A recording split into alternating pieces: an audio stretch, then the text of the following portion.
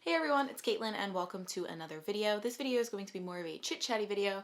I haven't done one of these in a while, but I've actually been wanting to do this specific one for a while, and today I'm going to be talking about positivity and my personal tips and my personal journey with becoming a more positive person. I think it's something that's really important to me, and it's something that has drastically changed my life. You know me in real life, and I think even online, I come across as a pretty positive and upbeat person. I am generally very happy with my life. I mean, I am really happy with my life. And I do think I'm pretty good at trying to see the glass half full versus half empty and things like that. But to be honest, my life was not always like that. I would say I have been actively trying to be a more positive and happy person over the last 3 to 5-ish years. I would say I was the most negative in my life when I was in high school. And I mean, I know everyone struggles in high school, but high school was really tough for me. I was very hard on myself and was also dealing with some mental health struggles. Though I will say I have never been diagnosed with depression or any other disorder. So I definitely do think I had some disorder tendencies, but that's a talk for another time.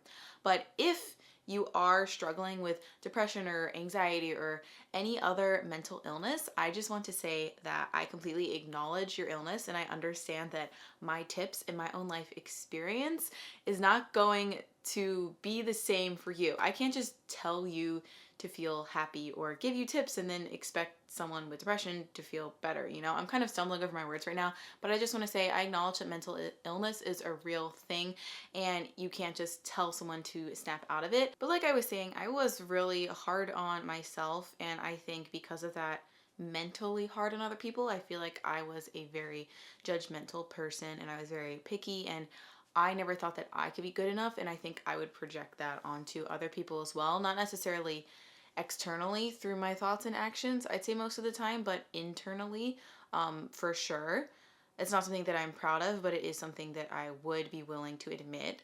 And just in general, I would say I was always a pretty negative person. I would always focus on the negative things I had done wrong, things I could be doing better, things like that. And I think that just sort of compounded and contributed to my misery. And I was probably honestly not a very fun person to be around. I mean, I'm sure I had my fun moments, but when I look back at the person who I was in high school and even early college, I'm I don't I just it's crazy because I feel like I am such a different person now, and I think the old me wouldn't really recognize this me, and it's sometimes hard for me to see and think back on some of the things that the old me thought or that the old me did. I would say I actively decided to try to be more positive and take charge of my own happiness in college, like around my sophomore junior year, actually after I was in a more serious relationship and it ended, and I just kind of felt like it was a breaking point for me. I sort of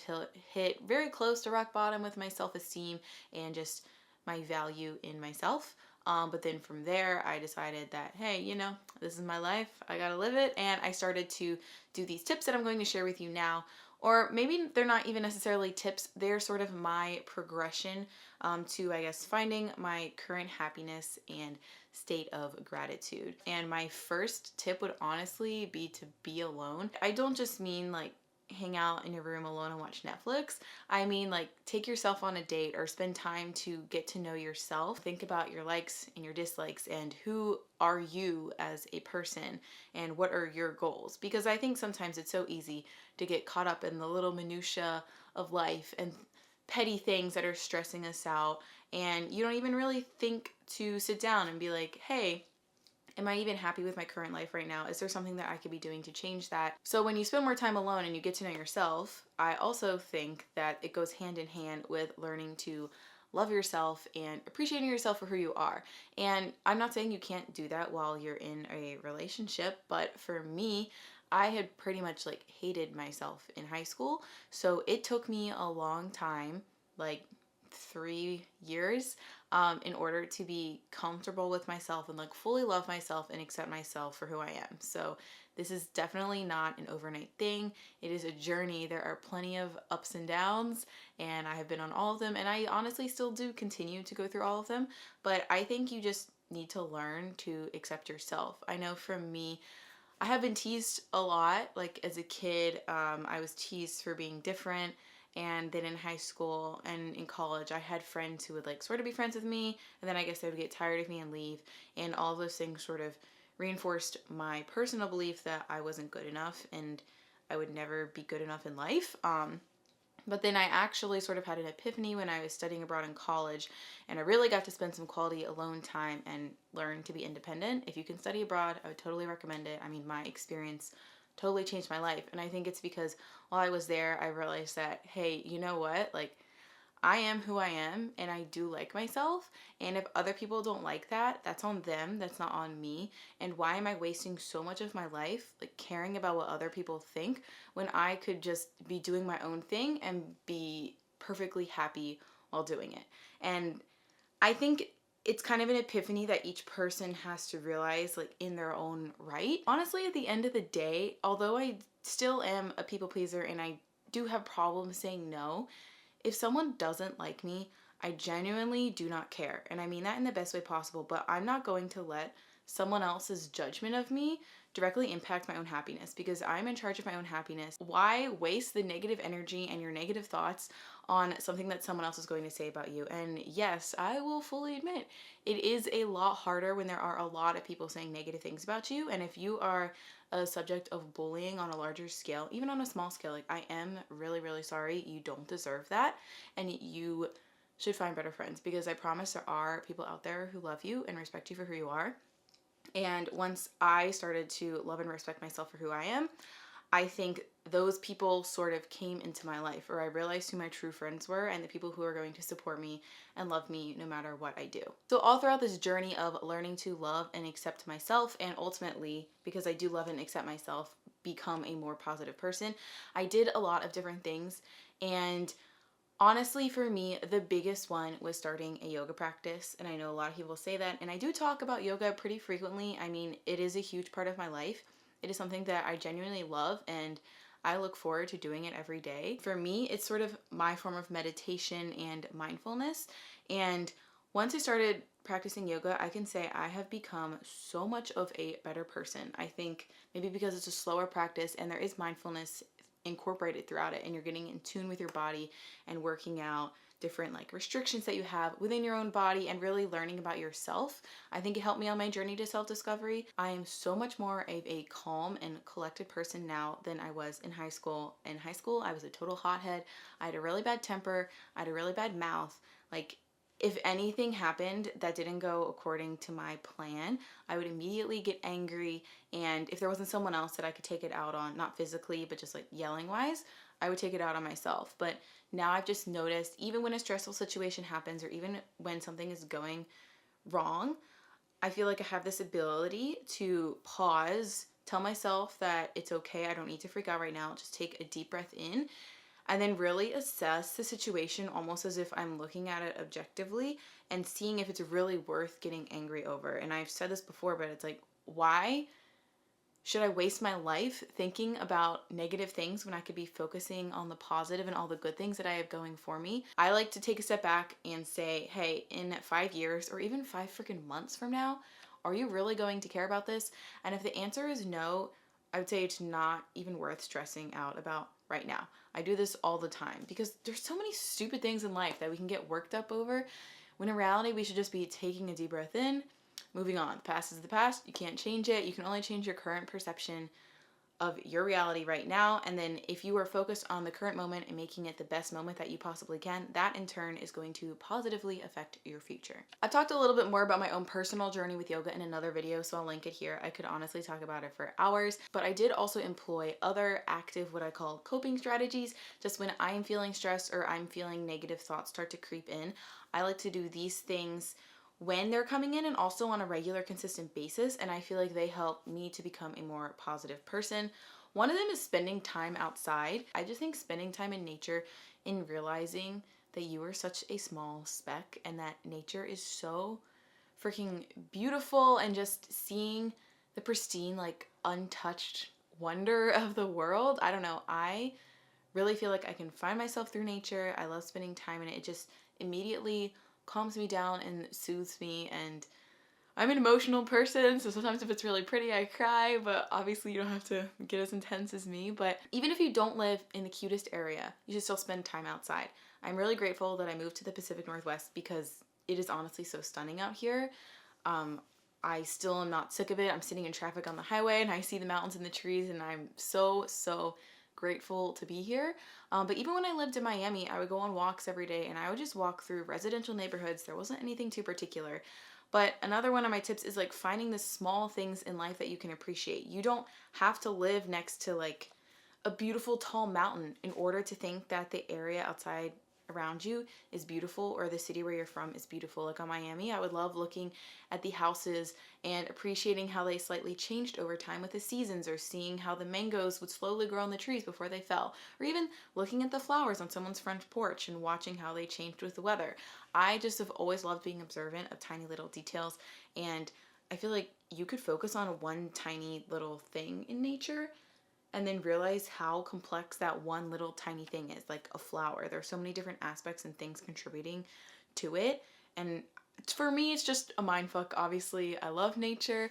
I think it's a really great way to be more introspective. So spending time outside, appreciating the little things in life. And for me also, it was recognizing when I need to take my own alone time and really do care for myself. This is still something that I struggle with, but as an introvert especially, I do need quality alone time, and I need to know when I need to recharge. So sometimes that means saying no when my friends want to hang out, or it means saying no to an activity that I know I'm not really going to have fun at, even if my friends are going to have fun at. And at the end of the day, that is okay. You need to take care of yourself. I just think you need to find the balance between completely shunning yourself from society and like pushing yourself maybe a little bit outside of your comfort zone and going to certain social events or things if you're shy, that you wouldn't normally do, but at the end of the day, you think you would have fun at if you actually did them. Once I learned to love myself, I feel like I had so much more love to share with the world and to give to other people and appreciate other people. And I am just so grateful for my life, and I'm like tearing up right now, but I feel like sometimes there's a stigma that it's like bad to be happy or it's bad to be positive. And I think sometimes this still holds me back. Like I'll talk to friends who don't have the same mindset as me or aren't as appreciative of certain like tiny stupid aspects of life, like finding a tiny leaf on the ground and think it's the cutest thing ever. And so sometimes I feel like people think those people are fake. And I think at one point in my life, I was such a negative person that I did hate positive people. But at the end of the day, you just have to realize that like this is your life. Do you really want to live it being negative? I don't know. I don't want to, so I actively make the choice every day to try to see the good in all things and realize how much that I really do have. Like maybe I get upset that I like hurt my wrist, so I can't do as many yoga things this week because I injured it, but I'm like, hey, I still have a freaking wrist. I have legs that can walk. I can go outside and smell the fresh air. I live in a beautiful area. I have beautiful friends who support me. And I just feel like when we start to focus on the positive things and actively choose, I think that is a key word, actively choosing to appreciate your life and finding all the things that you can be grateful for, it just becomes such a beautiful experience. And I honestly am just like in love with life and like being happy and appreciating the present moment. And I don't ever want that to change. I don't ever want to take where I live for granted. I don't ever want to take my friends for granted. So I think for me, thinking about that every day or like very frequently is key, and it does keep me in a more positive state. And then last but not least, you can do all these things on your own, and I did do it on my own, and I think that it is important to spend time alone. I'm really glad that I decided to be independent and say, I can do everything on my own. I love myself. I am a strong person. I don't need to rely on anyone else. But at the end of the day, we're all humans and we all have a basic desire for love and connection with other people. And I do think that happiness and positivity is the best and will be the strongest in your life when you share it with other people. And I don't necessarily mean in a romantic relationship, though I will say being vulnerable on that level with someone else really can contribute to your overall happiness and positivity and just feeling of acceptance in this world. But even through like a really close friend or your family member. For me, I was always, when I was a negative person, very withdrawn person. I wouldn't share anything with other people. It was really hard for me to open up and share and express my feelings. And through several different friends and through life, I have gradually become a more open person. And now, honestly, I would say I'm a pretty open person. Like with my close friends, I would freely talk about like my personal struggles. But find someone who you can confide in and who your best friend is and who you love. Like I have a few people who come to mind who I know really support me and love me for who I am, and I get so much joy from sharing my life experiences with them, just as much as the joy that I get when they share their life experiences, like their ups and downs, because I genuinely care about them as people, and I'm happy that we're like on this world together. Honestly, at the end of the day, I am so happy and like so grateful for so many different things in my life right now, and I think it's because I actively choose to be happy. And I understand that not everyone is as privileged as me. I do want to acknowledge that. I have worked really hard to get where I am, and I don't want to diminish that. But I also am a white woman, and I come from like a middle class family, and we have had some financial struggles. But I know my personal struggles cannot compare to so many other people, and so many other people who have been put at a disadvantage just because of their race or their social status or their gender or who they choose to love. So I do want to acknowledge that, and I do want to acknowledge that it would be harder. I can see how it would be harder if you were going through one of those struggles to be able to choose positivity and happiness every day, though I still think it is worth a shot, and I think that you are worth it too. So on that note, I'm just going to end this video. Thank you guys for watching. Choose positivity, and I will see you in the next video. Bye.